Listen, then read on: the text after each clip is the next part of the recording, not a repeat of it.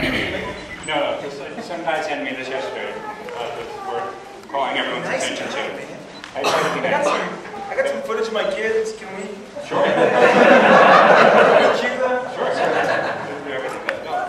Scotty! I made a joke at your expense, just so you know. I said, 23 years in business, he's still late.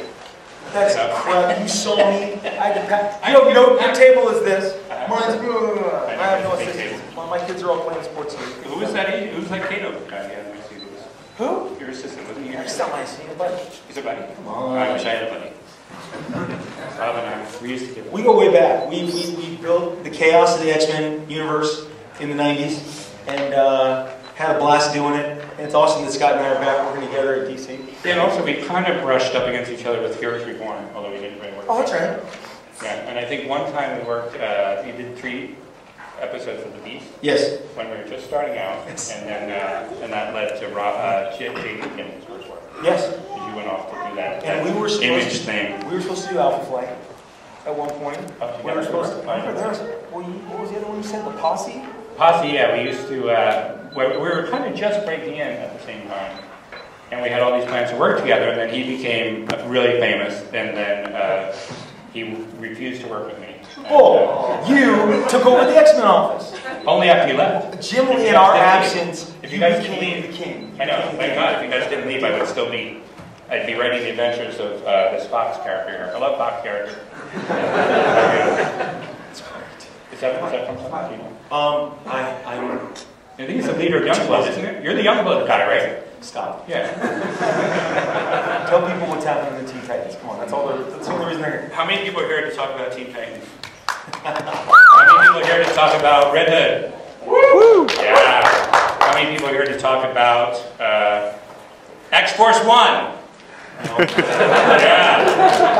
Who bought X-Force number 1? Like the 92. So you were how old? 10. 10. Yes. And how old are you now? Demographic. You'd be 30. Sorry if you nailed it, dude. If your girlfriend is 28, I'm sorry. Are you still a big? Rob fan? 20 years. Of course. Later? Of course. Yeah. Using my line, I can verify that. Okay. Yeah. And what was you there? Who's come down here? And Rob's going to give you a free X-Force signed comic. You're not going to believe this. I bought these for $1. Actually, 3 for $1. He's actually 3 for $1. So. Get CGC here. What's that? Get CGC here. What's CGC? Oh, yeah. Great. Oh, what? You were the age of the, what is this, holofoil? Yeah, holofoil. How much was this? $1? 50 cents. I bought this for 50 cents. So I'll sign it for you. I'll sign it. Awesome. No, Scott, tell people where you were for the last 10 years. Trying to get work. No, I was mostly. You were a screenwriter. Yeah, I was mostly in Hollywood doing. I sold 6 pilots and 5 movies, and I had 2 pilots shot and 1 pilot made, which I'm sorry, 1 movie, 1 feature made, which, as you know, is not. Cheer Up. Man of the House. Man of the House. Did anyone see Man of the House? Sure. Why, do you want to show your movie trailer, Rob? I don't have one. Ah! Yeah, don't remember that. No, but you have sold a lot. But that's the thing is that, I mean, like you can, okay, like Ball and Chain. I have optioned Ball and Chain every year for the last 12 years. Okay. And now it's going to be up in February, and somebody else optioned it. But you have optioned. I visited you in your Ball and Chain offices. Didn't Joss Whedon do something on that pilot? Yeah, he did at one point. In like 2000, when you were a big Hollywood hotshot, and I came over and I was like, wow, Scott, you made it. And Ball and Chain never got to the... It got shot. It didn't get its due. It's a brutal business. Lock and key, all this stuff. Yeah. And how many now? Not everybody can be Robert Kirkman, born perfect. I mean, no, that guy has had an amazing... I'm a huge fan. I mean, we watched Walking Dead. We helped the Nielsen's on that show. Come on. Huge worker, too. He's really like, doesn't stop. He's perfect. I tell him all the time. This kid is perfect. Hey, perfect kid. He's giving Spider-Man off, and he looks so cute. They came all the way from New Mexico to see you, they said. No, they didn't. They came all the way from Albuquerque to see you. That's what they told me. Okay, well, then they lied to both of us. Then they lied to both of us. I know you came from Washington. So, to see you. Awesome. See you, Robert? To the amazing Arizona Comic Con. No, actually, Okay. that'll be $2. Okay, wait. I'll do it again. You know, it's funny. One time I saw you in San Diego. Do you remember this? You were like, "Hey!" You were everyone else. There. And anyone willing to grovel for a copy of Youngblood, there are two right up here. Fight to the death. Yeah, no. So I was in Hollywood, and it was funny because it was last year at Christmas time. Jim and Bob Harris took me to lunch. And they were like, we wanted to work on DC, and I was like, okay, that's awesome. And then for 6 months, I didn't hear from him. And I'd text Bob, and I'd be like, you really want me to work for DC, right? And he's like, yeah, I want to work for DC.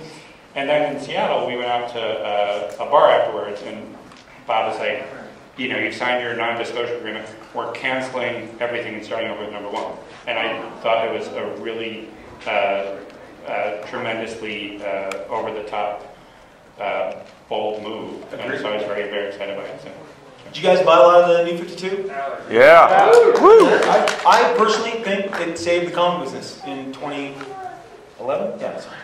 I got 3 kids. I'm tired. In 2011, I mean, my comic stores around my area. I'm sure the same with you guys. I mean, there was an insurgence of, you know, enthusiastic fans that hadn't been there in a long time. I mean, I'm privileged to work on the books I'm working on, and I love Scott's books. And I mean, I have not been this excited about comics since, you know, the early 90s, X-Men, X-Force. Well, you know, remember it was a time when everybody would show up on Wednesdays because they had to buy the latest book. And then that kind of died down for a while. And then I remember Age of Apocalypse was another thing that drove everybody in on a Wednesday for those 4 months. Yep. And then, I mean, this was really a time like, I know how it was with everybody else. Maybe it was, you know, Rob and I both live in California, but I can't imagine that Arizona wasn't the same way. People were just flocking to the stores to pick up the books every month, every week. So, super excited. It's great. This book is great. All right. Tell me. Are you taking you over? Is that what you said? Trying to be subtle? No. You would know it. Would I know? Of course you would. We both work for Bob Harris. I know. We survived the gladiator ring of the ages. You know what's funny is whenever Bob will tell me something, like I know that sometimes it takes him a while to say things. So sometimes he'll say things and he'll be like, well, I don't know if we're going to go in that direction. And I think, oh, that means maybe we're going to go in a different direction. But what that really means is we've already decided and it's already moving in this direction. Oh, yeah. So, but whenever he tells me, I always think, oh, he's telling me the truth. But invariably, it's always like... The guy we're talking about, Bob Harris, he does not get enough due in the history of comics. In time, he certainly will. Bob called me when I was doing the last issue of Hawk and Dove in the 80s, and he said, hey, would you like to come to work in the X-Men office? Getting a whole bunch of new talent. I think the business needs the office needs a shot in the arm. I was a huge X-Men fan. And I mean, I remember when they went bi-weekly, and it was Silvestri and Rick Leonardi and the Reavers. I mean, I was a huge fan. And I was like, are you kidding me? Is this really Bob Harris? Are you really offering me this? But what Bob was doing between myself and Jim Lee and Fabian and Scott and Will Spartaccio, I mean, he, kind of like a general manager of a sports team or a coach, he went out and he created a really great team. And I mean, he led us, young guys. Scott didn't have a pedigree. I didn't have a pedigree. And we were young. You can't tell now, but we were young. So. And he let us run wild, and he let me create Cable and Deadpool and Shatterstar and Warpath and Domino. And I was like, you know, a kid in a candy store. And then I remember when Scott came on, and I'm like, oh man, Scott's got all this new energy, and we all competed against each other. I remember Jim Lee would, you know, go, hey, I saw that Deadpool. Here, let me show you this. And that was back. A fax machine. Jim got one and I got one, and Marvel didn't have one. This is awesome. We go, Bob, why do you have a fax machine? We don't have a fax machine. I go, you're Marvel Comics. Jim Lee and I have fax machines. We bought them at Home Depot or Office Depot for like, back then, $300. You know, it's like a plasma screen 10 years ago, $10,000. But the thing is, Jim and I would fax and go, that was just Jim and Rob. The machine was just... Weren't you a stand-up for? I was. So anyway, I mean, I remember that time. I was like, oh my gosh, Omega Red, crap! I have to answer this. And we would just go back and forth and push each other. And I think it's not an accident that Bob, who was the reprint editor at DC, and isn't gonna. The Ultimate line of comics was launched under Bob as editor-in-chief, and then he left, and they took over and they continued what he launched. And then at DC, he called me, he called Scott. There's a little bit of getting the old team back together, which is it's fun. And again, he's letting us really. It's funny. Joe Casey was giving me a hard time yesterday, going, "Oh, I can't believe he's using all the old guys." But the thing is that when you just jealous. Work, I didn't call him. But I told him at dinner. I said, "You're just jealous." You can have dinner with me. You wouldn't have dinner with me. He tried to reach you. You did? Yes. No, okay. But the thing is, that's who you do. When you are in charge, he's bringing a bunch of new guys. He's working with, Kyle Higgins and Scott Snyder and Jeff Lemire and all these guys. But you're going to work with people that who are going to deliver the work that you want. So it makes sense that you would use people. When Image was blowing up, one summer, the Golden Apple, a big store in Los Angeles, used to throw an annual huge party the Monday after San Diego. And all the LA talent or people who stayed back, they would all go to the party. Well, Scott was there one year. And he goes, you Image guys think you're pretty hot stuff. And I'm like, Scott, what are you talking about? He goes, we're going to blow you away. And I said, what? And he goes, no, there's something coming, man. And we're going to blow you away. You guys better not get comfortable. I'm like, what are you talking about? Because I know Scott's a competitive guy. And he's like, no, you have no idea what's coming. You have no idea. So then I go home, and it's like midnight, and I call Jim Lee, and I call Tommy Farm, and I call, dude, Lobdell says there's something coming. We need to, get ready. And it was Age of Apocalypse. And we were like, holy crap. And again, that was, Marvel sat there and said, who are these Image punks? We can't take this line down. And again, they went to the Scott Lobdell Brain Trust, and he was like, Age of Apocalypse. And again, the cool thing is with Marvel, I just bought Age of Apocalypse comics yesterday, and Cable and Deadpool, and it's like the 90s are still ruling the house over Marvel, so we did good. We did good. We did our jobs. Whatever they hired us for, I think we overachieved. Well, that's the thing is, I don't mean to be mean to anybody at Marvel, but when I see an Age of Apocalypse, like when I was writing Uncanny, and I think you did it too to a huge extent, my feeling is just seen the Brotherhood of Evil Mutants, and we've seen we've seen the Sentinels, and so my feeling was, okay, get rid of the Sentinels and bring in the Phalanx, and get rid of the Brotherhood of Evil Mutants and bring in the Acolytes, and get rid of and so the only thing I find frustrating with Marvel sometimes is that there's been a lot of intramural adventures between Civil War and Siege, which one of us is really bad, right? But the idea of taking the bull by the horns and really coming up with something new, I think I feel frustrated for them, which is silly because we've been away from Marvel for 10 years. 9 months. You were 9 months. What were you doing? Everything. But go ahead. You've been out of it for a while. Okay, so, but the thing is what I find frustrating is I look at that and I think, why don't you just go out and make something big and different? And they're doing great with Brubaker's doing Captain America and Fractions on Thor, and all these things are good. But I just want to shake them up and say, do something, Well, I mean, it's a different time. I think it's definitely a different time. Well, we'll look DC at something bold, but maybe DC was in a position where they had to be bold. And I think when I was actually talking to Joe Casey and Kirkman last night too, and we were talking dinner? about my hotel. It was assigned anybody but Lobdell. I thought you just take him to dinner, bring him back to your hotel room. I'm not going to judge. Okay, don't go there. Don't go there. But back when we were doing that, and you were creating all your different characters, who was that parasite dude? It had things that crawled off of him. Oh, Maggot. Maggot. I mean, it was cool stuff. I love Maggot. I love Maggot. And I love Lamb. But the thing is, that during that time when we did that, when Bob said, why don't you create a new leader for X-Men, for X-Force? As a young creator, my goal, my favorite character was Wolverine. And I said, I want to contribute something that would be as cool as Wolverine. Now, I'm not sure that I achieved it, but I tried. My goal was up here. Wolverine was the top. I'm going to try and do that. Right now in DC Comics, there's a lot of the new storylines coming in the spring and afterwards.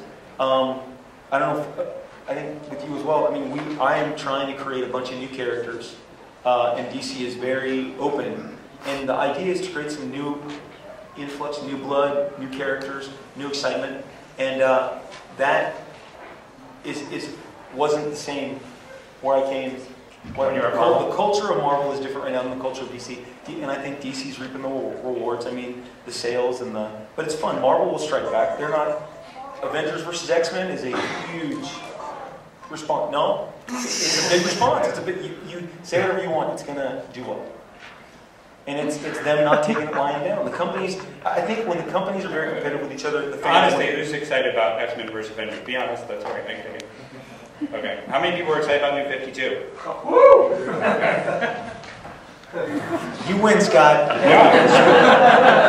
You win again. No, even X-Men Avengers, like, honestly, like, if the Avengers beat the X-Men and they took the Avengers and, took the X-Men and put them on a planet, some new prison planet, they were keeping people and they were there for a year or 2 years, then I'd say, okay, well, that was both. But chances are, I'm going to make a prediction. I'm going to predict that the Avengers survive and the X-Men survive and everybody's okay.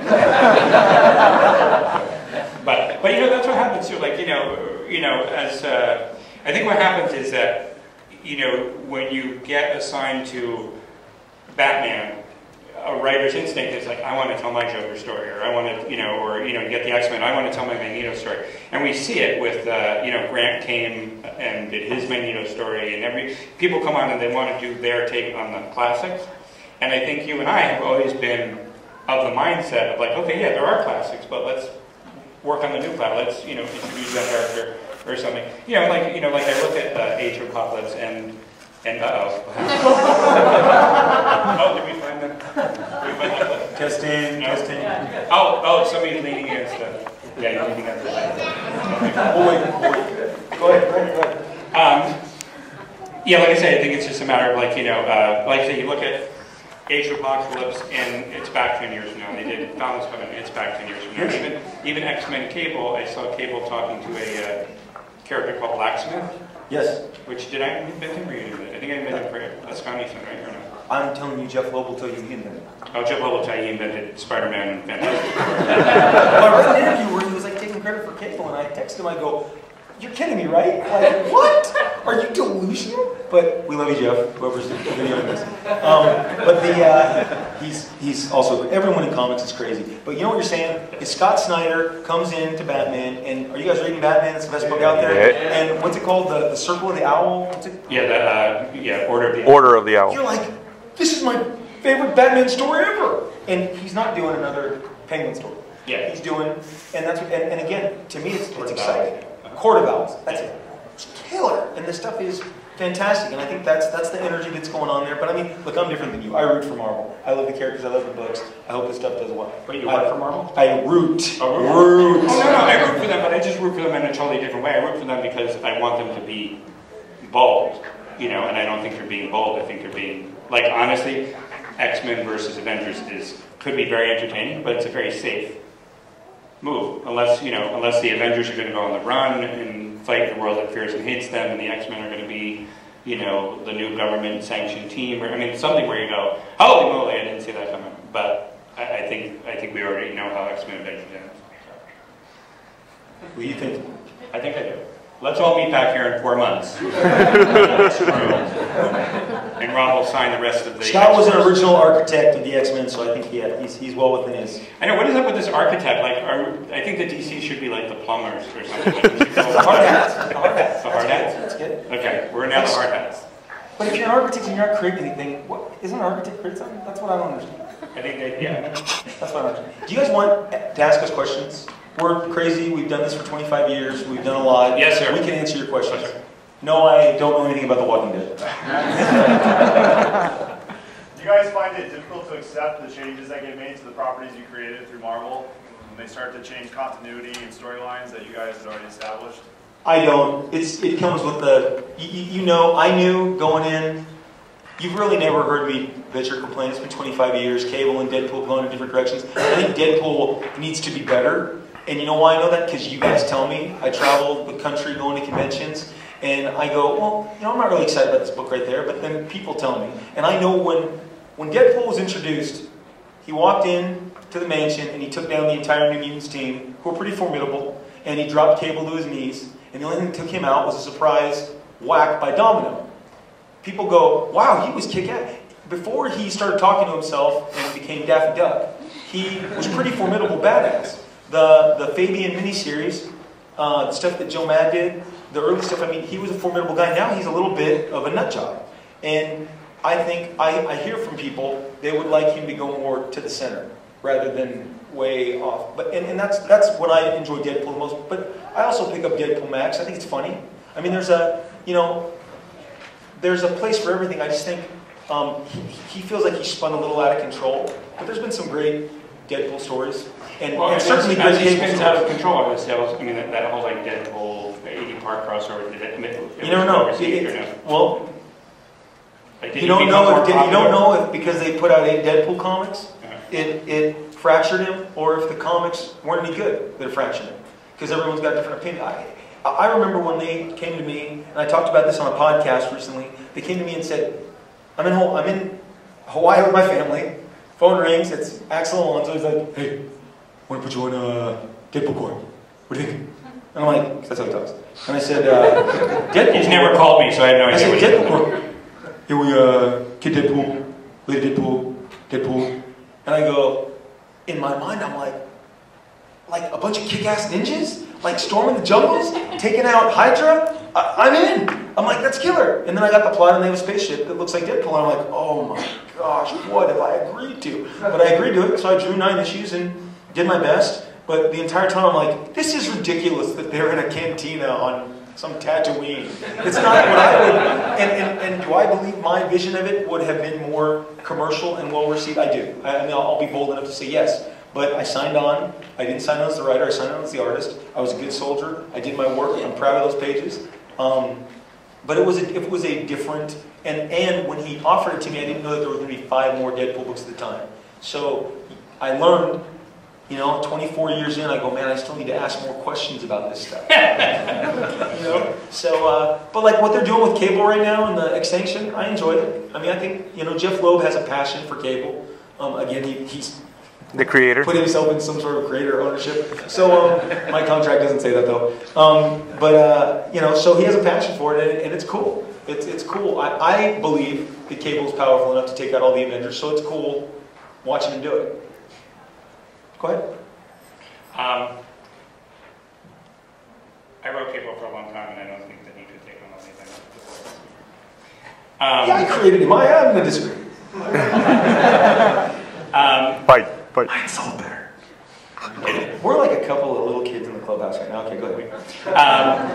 To answer your question, no, it doesn't bother me. I mean, as somebody who is constantly coming in, I took over after Chris had the book for 17 years. So when you come on and you take on a book, you have to make whatever decisions you have to make for that particular issue or that particular character, where you're going to go. And so I don't begrudge anybody who comes on, afterwards. I mean, do I miss, do I miss Cecilia Reyes, who I think was an awesome character? Yeah, but 10 years later, Marjorie's using her, and I think she's going to do a great job. And so I think that. I think ultimately it's part of the deal. It's part of, you get to create. But even Rob, Rob, you're doing Youngblood, but you're having new guys come in and do it, and I don't think you're just kind of enjoying it, right? You're not even. So Scott was going to write Youngblood. We had the deal. It was set to go last year, and then I got the phone call. Hey, DC's got me doing all these books. I can't do it. And I'm like, is this a joke? And he's like, no, but I got this great buddy of mine named John McLaughlin, and I had just seen Black Swan, which freaked me out. I thought it was a kick-ass movie. And he goes, John wrote Black Swan. And I'm like, okay, yeah, I don't need you anymore. Let's talk to John.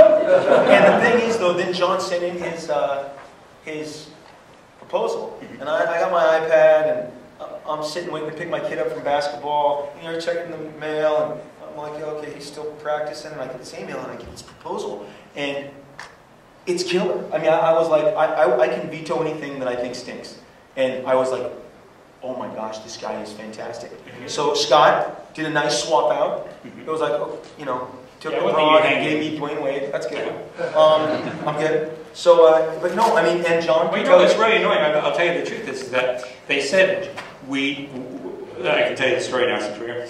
They said, you're going to take over Teen Titans. We want you to keep your powder dry for Teen Titans. Right. We don't want it to be a big deal, so we'd rather you not do Youngblood. So I thought, okay.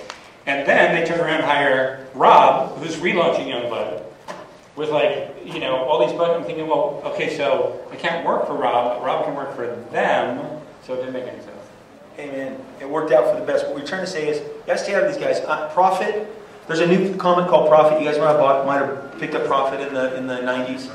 And there's a new Prophet coming out next week, and I am telling you, pick it up. It is one of the best comics you will read in 2012. But they sent it to me, and I go, this is fantastic. It doesn't resemble the Prophet that we did, but it's fantastic. And I highly recommend it. But it's just, it's the case of just having hands off. And whoever asks a great question gets a comic, so... And come on, yours. The card's more valuable than the comic. Let's go. Anybody have another question? Right there? No, you already have a comic, you cheater. Okay. No, just teasing. I've noticed that, like the 52 is the latest reboot of the DC universe, but I've also noticed that, there have been other reboots in the past, like there was a Silver Age Superman, and then they had the Crisis, and then John Byrne did his reboot, which we kind of followed more or less to now. But I also noticed that toward the end of that time, we were bringing back a lot of the Silver Age elements, like the old Krypton and Crypto and Supergirl. I mean, do you kind of see things moving kind of cyclical, even now that you're doing new things with DC? Do you kind of see the old elements from past stories kind of coming back in different ways? I think that but the thing too is that like the idea of a kid with a superpowered dog who has the same powers that you do. I mean, like, Rob could create something for Image and call it, Supra Dog or Ultimate Dog or something, and people will be like, "Oh my God, Rob, that is so awesome!" But at the end of the day, it's still crypto. And so the thing is there are there are just things that are just really cool that are going to keep making their way back. It's like when you look at, you look at Namor and Aquaman, or you look at, Banshee and Black Canary, or you look at, there's so many things that are just too cool not to use.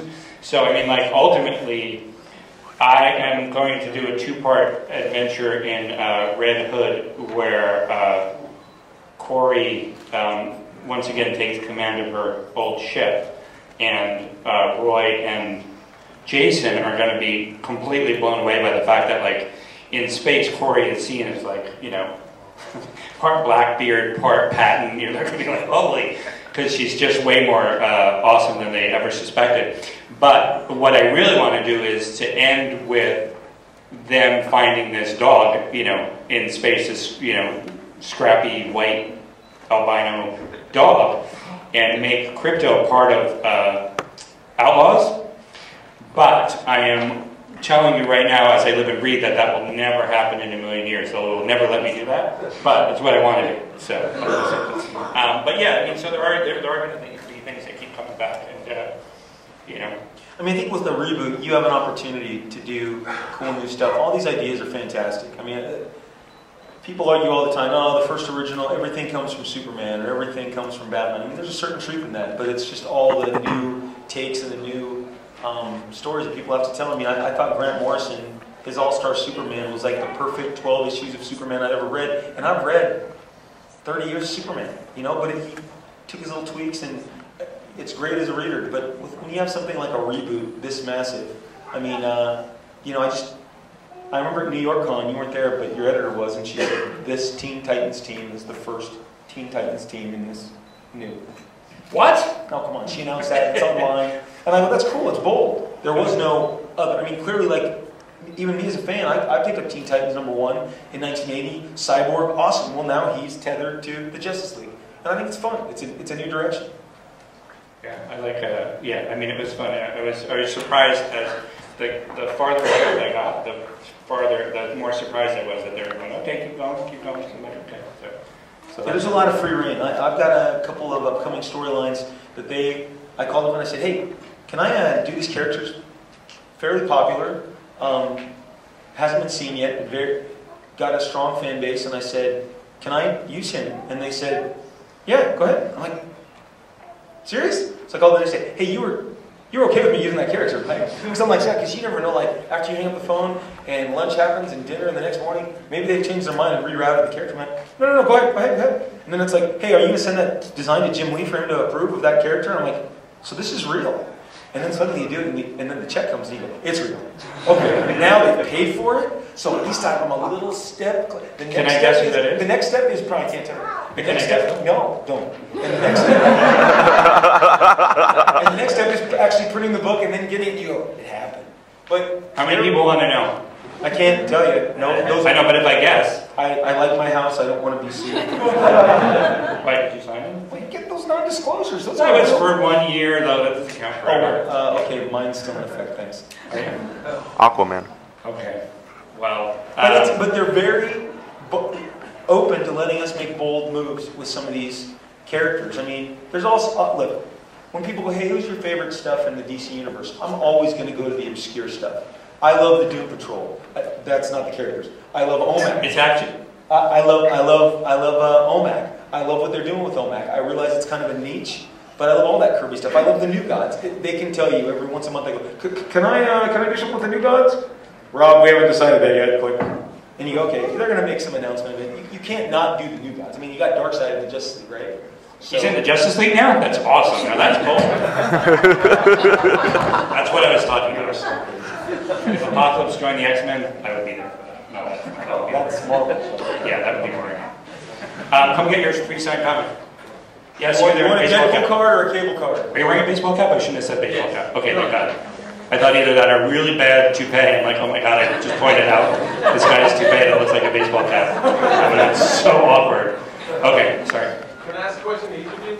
Each of you, sure. Is it two separate questions or one Yes, question? two separate questions. Okay, who do you want to ask first? Rob. Rob? It's a Okay. basket question. All right, so I'll just wait. Do you want to ask my question first, and I can think about my question while he's answering yours? Do it. No, that's right. Go with him. Are you going to do a variant to Justice League?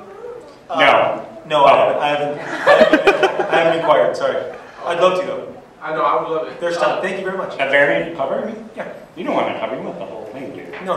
Yes, you do. He wants the whole enchilada. Trust me. That's never gonna happen. We haven't even talked about it. I just I want, I know. want more Jim Lee Justice League. Don't y'all? I mean, that's what we want, right? Yeah, but you do have inventory. No. I told Jim, if you are, I mean, I'm so old, but Justice League, once a year they used to, especially in the Silver Age, and even in the 80s, especially, they'd go on adventures, and Green Lantern and Adam would go fly and take a mission, and Superman and Aquaman, and they would give like 4 or 5 pages to different artists. And so you get like, and the one in the 80s, like George Perez, Brian Boland, Jim Aparo, I mean, some good guys. And I said to Jim, I go, dude, you guys should do an issue. I'd draw those 4 pages. You know, so yeah, am I doing stuff like that? Yes. And what do you think? He's like, it's not a bad idea. Yeah. And I'm sure it'll be announced and I won't be drawing 4 pages. Which is There very you go. cool. So, okay, Scott's question. And, is there going to be any Teen Titans Outlaw crossover or... There are no plans for Teen Titans Outlaw crossover yet, but Tim Drake Red Robin has a cameo in Outlaws 7, where he shows up, and I'm sorry, is it 7 or 8? It's 8. It's 8. Maybe it's 7. 7 or 8. Buy them both, and you'll be able to see it. See what I did? See, I made them both. But no, I don't really have any plans for a crossover yet, though. But I can tell you, to speak to the part of the question, because I read it online and people are like, man, when they see each other, they're going to kill each other. Red Hood's going to kill Jason, Jason's going to kill Red Hood, or whatever. And the thing is my feeling is that like Tim is the most pragmatic of all the Robins. So Tim can look at Jason and Batman's relationship and go, yeah, okay, I get it, Jason got killed, he feels bad, he comes back, the Joker's alive, I get it, so their relationship is not going to be this antagonistic, relationship. I think they kind of both see themselves as kind of like the Robins that aren't, they're not the first Robins and they're not the son, so they're kind of like 2 guys who are not Robin. So I think that we'll see a lot of that relationship play out. So, and come get your free comic from Rob and I. Yes. What are your thoughts on killing off characters? I mean, we know now that Deadpool is going to get killed off and all that. Do you believe that though? Nope. No, neither do I. So move on. Like I'm not you. I don't. I mean, look. But they always come back. I mean, what are your thoughts about that? When they brought, like everybody has a character that they like they cross, like was there lined across. And for me, when they killed Elektra, when Daredevil 181 came out and Bullseye killed Elektra, I was like, whoa, what just happened? The most popular character in the book just got, impaled. She's dead. And I thought they kept her dead for a long time. But then she came back and came back and came back, and you go, I don't believe in death in comics anymore. Jean Grey, I mean, it's hard. It's hard to really, like when they advertise a death, don't you all laugh out loud? I do. I go, ha, ha, ha. Okay, Cable's dead back in 16 months. What? And that's the thing, that's what I keep talking about, like about being bold. Like, death is the easy, I mean, if I killed Rob right now, a few of you would cry. And so we have this whole emotional moment, and it's easy to kill off characters and get that kind of way. Having said that, like I killed off Colossus once, and then I thought, okay, the next issue, I'm going to have Kitty spread his ashes over the Russian farm land where he was born. And I thought, okay, no way is he coming back from that. And here he is. So. I really thought, I said, okay, I figured it out. I figured out how to do it, but no, he's back. So. Which is unfortunate because, I just, like I said, Thor just died again, right? They're carrying Thor up on their shoulder. Right. Yeah, it doesn't have any significance anymore. So. And he's in the new Avengers movie, so I'm confused. It's all my kids. Yeah, and even now, I was just going to say that there's talk about, this thing, and somebody have said, well, it'd be really cool if one of the Titans, what if you killed one of the Titans? I'm like, no one would believe that the Titans were, any one of the Titans would not, unless I staged my own death, it wouldn't, have any impact on it. And you would be there to take over the So yeah, I view it like you, it's not real. So. Thanks. We got probably time for how many more questions? Anything, we're okay. Okay. Yeah, on this end. So. Right there, buddy. I was wondering what you thought about the way they handled Wade Wilson as a Wolverine movie. Okay. Let's talk to Dead. No, I actually, I can. Good. And then they threw all those goofy powers, and then they sewed up his mouth, which was good. Here's I had a. How do I say this? I want to be politically correct. Don't worry about it. No. The thing is, it was great to see that he was, San Diego of 2008. I guess they showed trailer footage of the Wolverine Origins film. And I was sitting at my table in Image, I was drawing, and these three kids ran. I guess Hugh Jackman came on stage, it was a big deal. I didn't go to those movie panels, you have to wait 2 days to get in. And these kids slammed down the table. They go, Rob! Deadpool's in the Wolverine. There's footage. Oh my gosh, you should see Deadpool. I'm like, oh, really cool. And they're like, well, it was Ryan Reynolds. It was like Wade Wilson. He had his sword. And I'm like, that sounds great. That's exciting. And everybody who came out of that was there. There was a buzz. And so then about a couple months, 2 months before the movie came out, I was on the Fox set for a different meeting, and my buddy was. He's the guy. He's no longer there. He's moved on. He was the exec, like since X-Men 2 through Wolverine. And I said, hey, listen. And I went into there, and they said he's out to lunch. And I said, here, I'm gonna leave him a note. And I got I had a backing board in my bag, and I said, please tell me Deadpool has his mask on at the end of this movie. Millions of fans will not understand. And then he called me and he goes, Rob, you're not gonna be happy. And I said, look, the movie comes out in 6 weeks. I'll drive up tomorrow. Let's go to the soundstage. Let's get a guy in shadows. Let's make a mask overnight. And then after the credits, just have put on the shadow, emerge, and have him sliced. And fans will go crazy if he's just there in the mask. And they're like, yeah, that's not happening. And then the other producer of the movie said, Rob, I don't think you understand. And this is my favorite line. This is my favorite line. Gambit is the important character in the Wolverine movie. Not Deadpool. And I go, are you kidding me?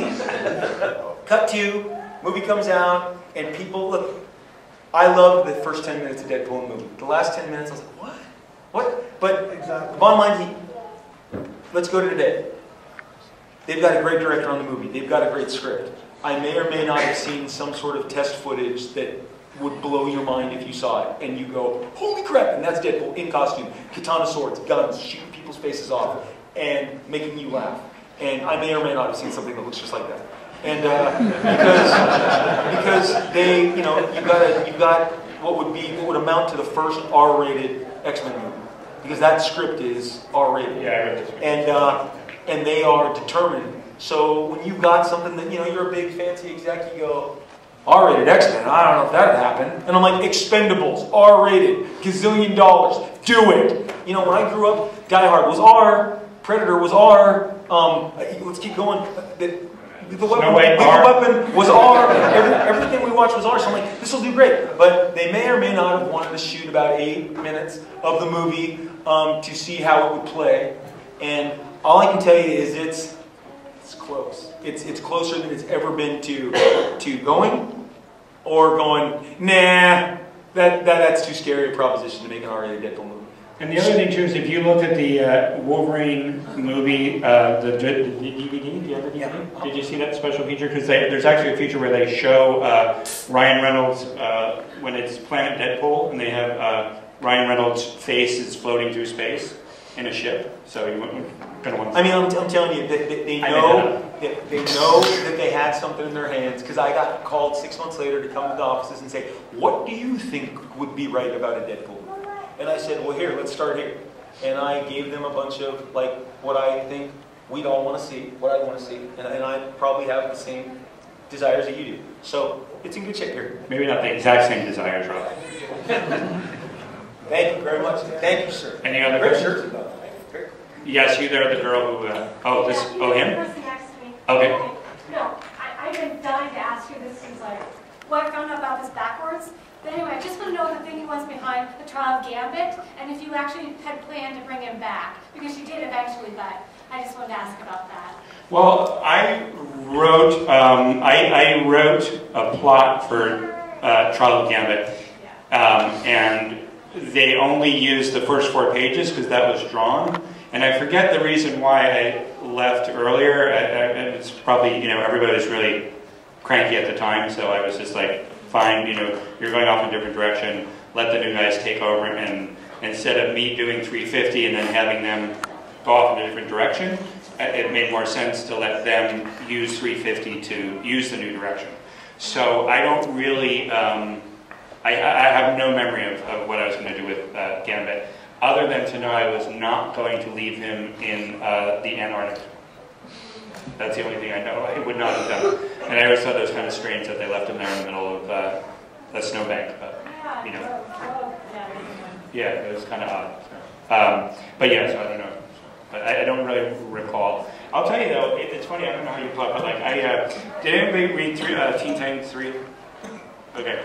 Teen Titans 3 there's a page where they go back to the train and they open up the train and Skitter is Celine now.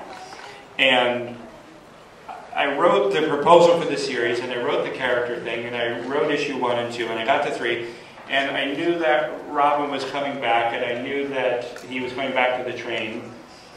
And then I got to the point where he arrives at the train, and the train opens up, and I thought, what would be interesting? What could possibly be interesting in the train? We already know she's in the cocoon. And then over the train, I'm like, oh, she's in her human form. And the thing is that I often write things that that don't really happen until I write them. So I didn't plan to have Celine go back and forth between her and Skitter. And I didn't even plan when I started that issue that Skitter would be on the splash page at the end. But it happened. So similarly, it doesn't surprise me at all that I don't have a recollection of that, because that's just how I plot. Do you plot? What do you plot? I write it out. You write it all out? Yeah. I don't know. Get surprised. I write it all out. I go, okay, here, and then make tweaks along the line. Well, I figure if I can surprise myself, then I'm surprised them. That's my basic. It works for you. Yeah. Do we have one more question, or? Yeah, what's that? There's another panel after us. You know what? There is another panel. I'd say 2 more questions. Okay. Right here in the back. Right back. There you go. This is for you. Since I've been a kid, Cable was my favorite X-Men. I had Cable action figure. Oh, I've got them all. And my favorite one was this one where his face came off. Yes! The Android one. I carried that around for years. And I've always wanted to know how you came up with the idea for him. Look, Get Jeff on the phone. You text him, yeah. Look, I was, and still am, I see an inordinate amount of movies. I love film. And Cable Did you see Man of the House by John McLaughlin and Scott Lobdell? I'm going to ignore that. Cable has Bruce Willis's face in the beginning and Arnold Schwarzenegger's body. And then I was like, and a cyborg arm, and a scar. And everything I was putting on him had a story.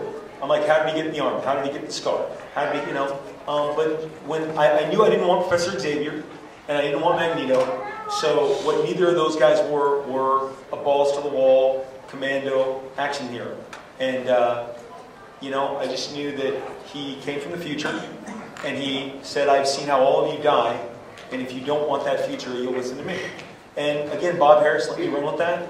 Let me, for however many long that I was with the book, 14 issue. Well, no, then with Exports, about 30 comics altogether. And it's exciting to me because I like seeing people's, new takes of it. I remember when I first met Jeff Loeb, I said, I love that blacksmith character.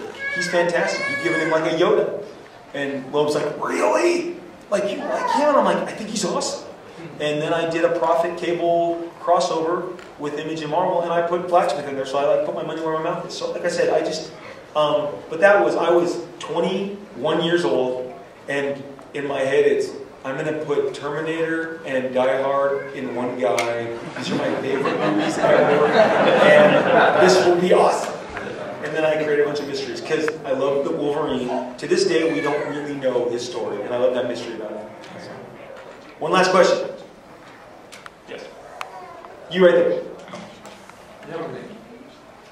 All three of you asked at once. Ready, go. Whoever asked first. Can you talk a little bit about your creative process? Like, do you try and be really deliberate with how you create storylines and characters and stuff? Or is it pretty spontaneous with how you create it? With what? With how you create the things that you do as far as storylines and characters and stuff.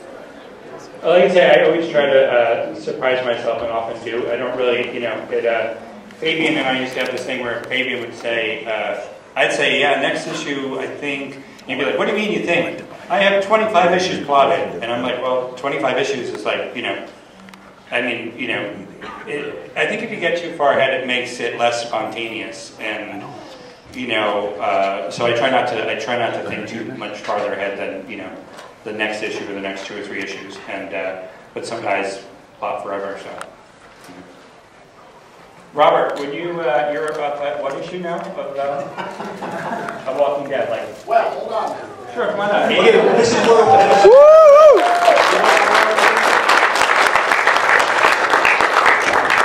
Yeah, but since we're talking about process, I am curious, like, if you're up to what issue? 86 or something? I don't even know. Walking Dead 93 is coming out in a few weeks. Okay, but like when you started, you didn't know that, you didn't know she was going to lose the baby at issue 50 or 20. I did. You did? It was kind of stupid. At the time, all my books had been canceled, but I came up with this idea for the zombie movie that would never end.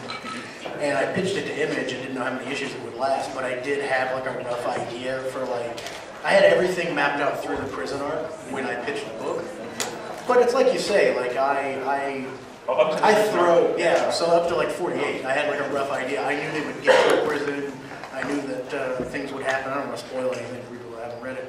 But, I am writing the odd issue every now and then, and I'll go, well, I'm not doing that. This person's just going to die. So I make up stuff on the fly, too. But, I don't know. I feel like in order to try and write an epic that's going to run for hundreds of issues, you have to set benchmarks for yourself.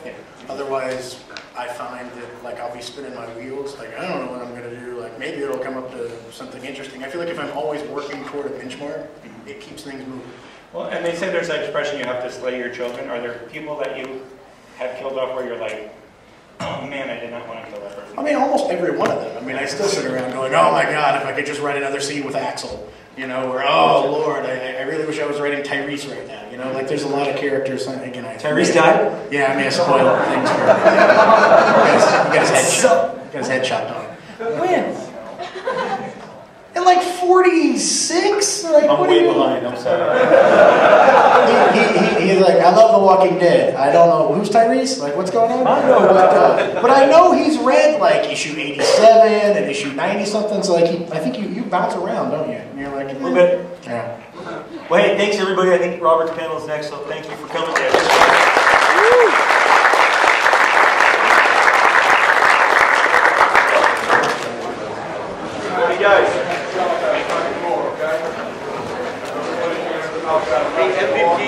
say MVP